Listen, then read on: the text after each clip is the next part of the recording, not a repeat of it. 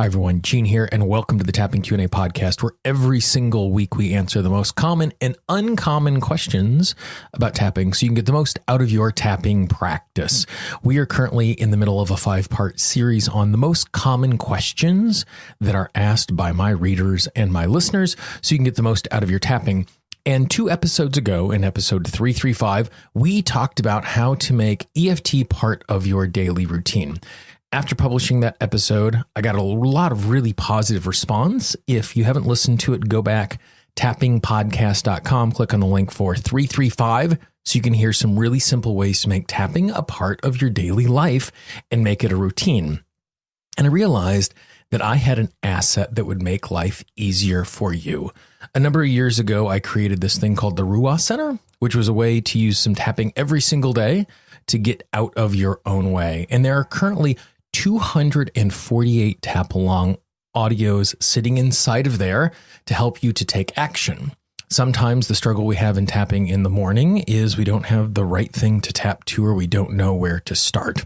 And so the way that is set up is you get access to all of the audios right away, and there's kind of a choose your own adventure map to find your way to audios that might be useful today.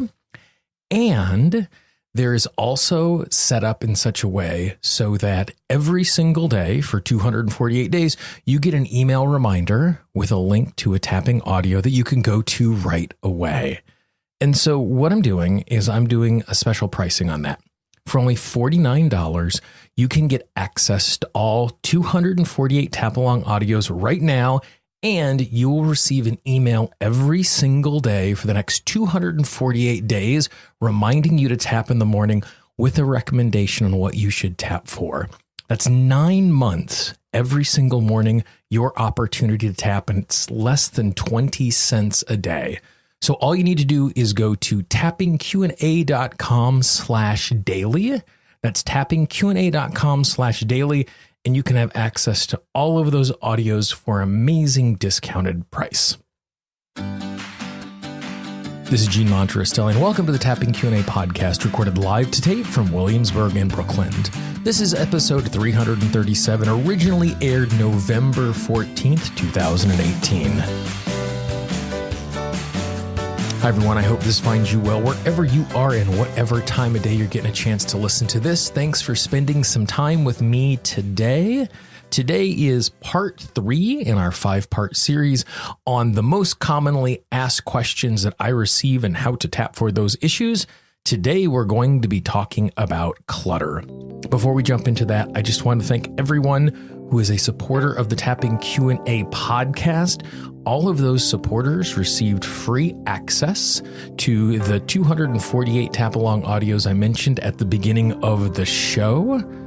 Not only do you get access to some really amazing content, bonus podcasts, when I do specials like this, sometimes those supporters get those sorts of bonuses. So if you'd like to be a supporter as well, all you need to do is go to tappingqna.com/support. That's tappingqna.com/support. Today, we are going to talk about the best way to tap for the clutter in your life. And it's really interesting that when we're dealing with clutter, it feels like it is a systemic problem. I'm just not organized enough, and therefore everything in my space is cluttered. But oftentimes there are some emotional components to that clutter. We might be afraid of the information that is hidden inside of the clutter, like the pile of mail that you have there. And if I go through that pile of mail, then I have to confront all of the bills I have to pay. Or there is a pile of stuff from something that we were trying to do at some point in our life and we stopped doing it. And going through and sifting through the details and the pieces, parts of that thing is going to make it difficult for us because we have to admit the fact that we failed. Or sometimes it just provides this amazing sense of protection. If everything is a mess, then I don't have to be productive. And sometimes being productive and being successful is actually scary and it feels dangerous.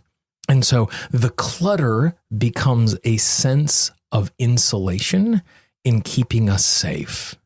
Because that is the case, it can be difficult for us to see a real clear starting point to that because the clutter itself doesn't have a giant sign on top of it saying why it is sticking around. So this is a really simple process that I use to tap for clutter. And I find it super effective to do a process like this with pen and paper. And what we're going to do is we're going to go through and we're going to answer some questions. And then based off of the answers of those questions, what we've written down, that is going to become the genesis for the tapping script that we're going to use. As a side note, before we jump into this, I find it really important to break clutter down into smaller parts. It's really easy to look at your living room, your kitchen, your office, your entire house and say, it's clutter and I need to tap for clutter. And that might be true, but by trying to tap for all of the clutter at once, it is too generalized for us to be able to uncover the emotional issues that is behind it. Now, the clutter that is scattered throughout your entire office or scattered throughout your entire house might be associated and have the same emotional root cause underneath of it. And when we clear it for one pile, we're clearing it for all of them. But sometimes they don't. Sometimes there is actually different emotional roots for the different piles that are on our desk or the different types of clutter that are in our house. And so by taking it one bit at a time, we're making the problem more manageable by only trying to change one little bit of it, which does make a difference. And two, it's going to make it easier for us to uncover the root causes of the emotion that is underneath. So for me, the process goes like this. The first thing that we do is we choose a piece of the clutter. And again, be really specific about this. Let's say we're going to do the pile of mail on our desk.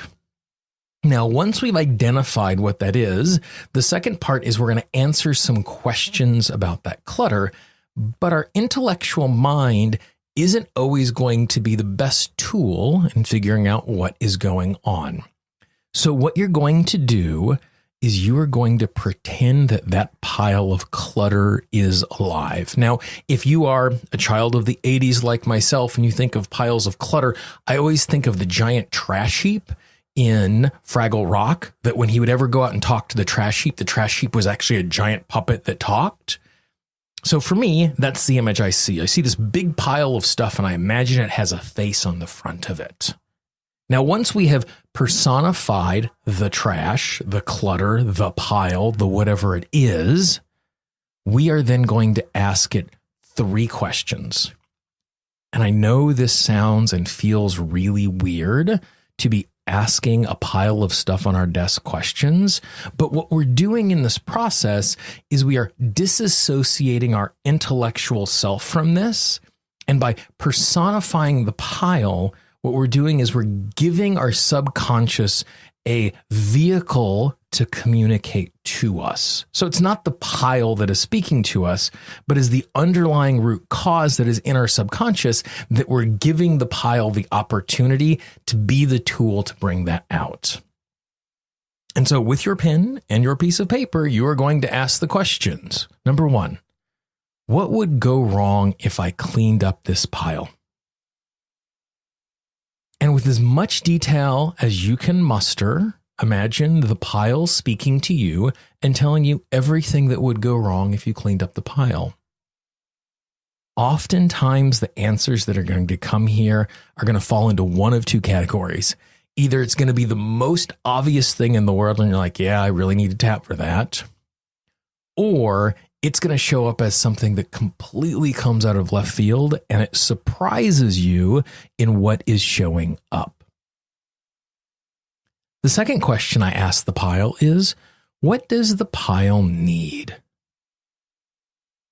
By making the question general in that capacity, what we're doing again is we're giving the subconscious mind the opportunity to give us as much information as it can and just keep writing and sit with that question for a few moments and don't feel like, oh, there's a pause, I need to move on, but stick with it for a little bit. The third question I ask the pile is, what would be gained if the pile was cleared? And again, come up with as much information as you possibly can. After taking a few moments to answer these questions, you now have these notes. You now have, like I said before, the starting point of a really amazing tapping script. So the first time through, just read everything that is on the page, say it out loud, and tap along to it. But on the first path, as new information and new ideas come up, immediately add them to the paper. So more than likely, the first time through this, you're going to say a couple of lines that you've written down, and you'll think, oh yeah, and add those to the piece of paper. And you go through it with the new additions, tap for it a second time. Start at the top, read through it, pay attention to what comes to mind, make some notes, keep tapping. Now, if you are doing this and an old memory pops up, you now have something that the movie technique might be perfect for, or one of the other tools that you have in your tool chest where there was a time in the past where something happened. And if you are having a pile of clutter on your desk talk to you, and out of nowhere, a memory from 15 years ago shows up, that is a really good sign that that memory has something to do with this feeling of stuck that is going on. The process is simple, straightforward. You talk to the pile, you write down the information, you tap on it, then try and clean the pile up. Organize it, straighten it out, throw things away. And what you will notice is some of the resistance. What you will notice is some or all of the resistance has been reduced. And because the resistance is reduced, it makes it easier for you to do some of the work. The process itself is not going to take care of all of the clutter in your life in one setting.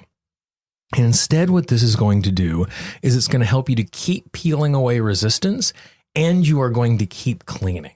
I find that doing decluttering and cleaning of a space oftentimes works best, particularly if we're talking about a space that hasn't been touched in months and months and months, if we do this sort of tapping over time, and we do this sort of cleaning over time. And so when you sit down to do something like this, the goal is not to eliminate the clutter. The goal is to reduce the clutter. When the clutter is reduced, we have more space. Our space is more organized. We feel more comfortable inside of it, and we're going to be more productive. So even though we didn't take care of everything, we've taken care of enough to be able to move forward. And then you can come back to it again tomorrow. Again, choose a new pile, or the pile that has been reduced some, go through the exact same process. And if you do this over the course of a number of days, what you are going to find is, one, your space is going to be so much cleaner. And two, you are going to feel so much freer, because not only is your space more open, because the emotional blocks that are reminding you of what is going on are also being cleared away, which is going to make it easier for you to be productive inside of that space. The process is really straightforward. Give it a try. I would love to hear your feedback. Let me know how it worked for you. Gene, Gene at tappingqna.com, or just click that contact link on the website or inside of the Tapping Q&A app, where you can leave me an email or a voicemail message. I would love to hear how this process works for you. If you haven't checked out part 1 and part 2 of our 5-part series on the most commonly asked questions, just go to tappingpodcast.com. If, like I mentioned at the beginning of the show, you'd like to receive a reminder and a link to a tap along audio every day for the next 248 days, imagine how much your life is going to move forward if you do a little tapping every single day. All you need to do is go to tappingqna.com/daily. If you have any questions about that as well, Gene, Gene at tappingqna.com. If you haven't done so already, make sure you sign up for our 10-part guide to eliminate self-sabotage at tappingqna.com. If you know someone in your life who loves tapping and has asked you a question about clutter, please pass this along, be our ambassador, or someone who is new to tapping. This might be a great entry point for them, because this is such a practical response to a problem that faces us every single day. For the Tapping Q&A podcast, this is Gene Monterastelli. I hope you have a great day, and I will talk to you real soon. Bye-bye. The Tapping Q&A podcast is copyright Gene Monterastelli Tapping Q&A 2016. All views expressed by guests are those of the guests and not necessarily of Gene Monterastelli or Tapping Q&A.